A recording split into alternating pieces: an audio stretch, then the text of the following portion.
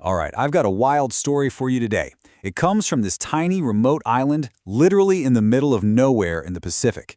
And on this island, they had no banks, no coins, not even paper money. But they had a system of wealth that worked perfectly for centuries. So what was their money?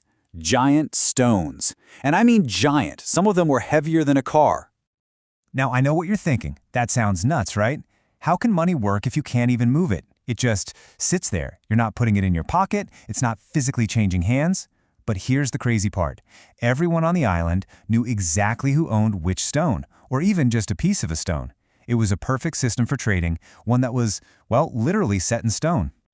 So how in the world could that possibly work?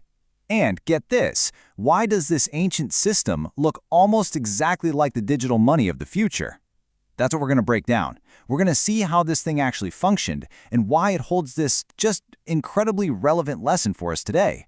Because, believe it or not, way before computers even existed, these islanders basically invented something that operates on the same principles as Bitcoin. Okay, so first things first. To really get why these giant stones were so brilliant, we have to understand the problem they were trying to solve, and that problem was something called barter. And man, barter was just a huge mess. Think about it, you've got sheep, but the guy building your house wants iron. The blacksmith who has the iron, he wants wheat. It's this dead end of mismatched desires. You're just stuck. What humanity needed was a bridge, something everyone could agree had value. Not because of what it was, but because of what it represented, what you could trade it for. And on this island, the island of Yap, that bridge took the form of Rai Stones. Now, these weren't just any old rocks. They were these huge, impressive limestone discs. And here's the kicker. Limestone doesn't even exist on Yap. They had to go on a serious journey to get it. And right there, that's the key to the whole thing. The value wasn't actually in the limestone itself. It was in the story. It was in how unbelievably hard it was to make one. Just think about what went into it. First, you had to survive a dangerous 400-mile voyage across the open sea. Then, once you got to this other island, you had to quarry these massive stone discs by hand. And then, the most dangerous part of all, you had to get it back home, trying to float this multi-ton rock on a little raft. A lot of people didn't make it back. This whole ordeal, that was their proof of work. The hardship, the danger, the effort, that's what gave the stone its value. You just couldn't fake it. And here's where it gets even cooler. When someone wanted to spend a stone, they didn't move it, of course not. Instead, the whole community would just get together, and the old owner would publicly say, okay, this stone now belongs to so-and-so. And that was it. The transaction was recorded in everyone's memory. The entire island was the bank. It was a public, transparent, and completely decentralized ledger. Sound familiar? So, for centuries, this system worked like a charm. It was stable, it was fair, it was understood. But then, an outsider showed up. In 1871, an Irish-American sailor named David O'Keefe gets shipwrecked near Yap. And when he sees their strange stone money, a light bulb goes off in his head. O'Keefe wanted to buy the island's valuable resources, like coconuts, but the islanders had no interest in his foreign coins. They wanted Rai Stones. So O'Keefe thinks, well, if you want stones, I'll get you stones. But he wasn't going to do it the hard way. Oh no. He used modern ships, iron tools. He even used explosives to blast the limestone out of the quarry. He basically set up a factory for Rai Stones. He comes back to Yap with a boat literally overflowing with them, ready to make a deal. But the Yapese, especially the chief, they weren't fools. They took one look at these new, perfectly cut stones and knew something was wrong. As the chief said, these stones have no story. They hold no danger, no journey, no sweat. They were worthless. They were easy money.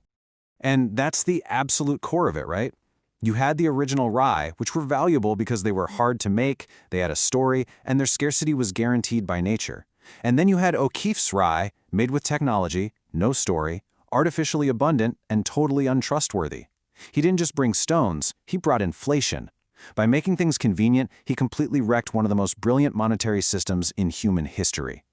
And you know this story of Yap? It's not some weird one-off thing. This exact pattern, the collapse of hard money because someone figured out how to make it easy, has happened over and over and over again. Just look at West Africa. They used these rare glass beads as money. They were treasured. Then Europeans showed up, figured out how to mass-produce identical beads in factories, and traded these now worthless trinkets for actual wealth, gold, resources, and even people. They became known as slave beads. Or think about the wampum shells used by Native Americans. For centuries, they were a trusted form of currency.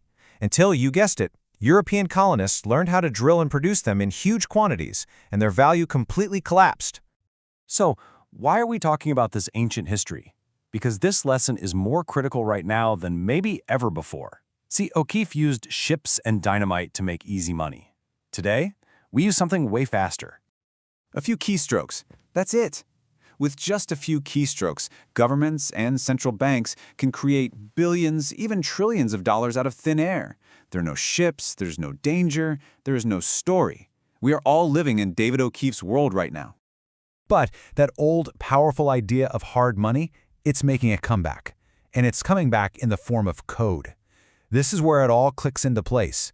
Just look at the parallels between the Rai Stones and Bitcoin. Scarcity? For the Rai, it was limited by nature and sheer difficulty. For Bitcoin, it's hard-coded at 21 million units, period.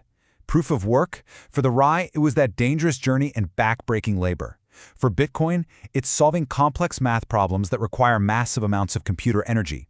And the public ledger? On Yap, it was the oral history of the entire tribe. For Bitcoin, it's the global, decentralized blockchain that anyone can see. It's the exact same set of principles, just reborn for a digital age. So, when you boil it all down, what's the big takeaway from this incredible story about giant rocks on a tiny island? Well, the lesson is as simple as it is powerful. The fundamental story of money has never, ever changed. When money is hard to create, it's fair. It holds its value, it unites people through a system of trust. But when it becomes easy to create, it rots from the inside out. It destroys trust, it destroys savings, and ultimately it destroys societies. The story of Yap is a warning, carved right into stone for all of us to see. It teaches us that the real value of money isn't just about what you can buy with it, but about the integrity of the system itself. And the final message, the one that echoes from those ancient stones all the way to today, is this: easy money enslaves, hard money sets you free.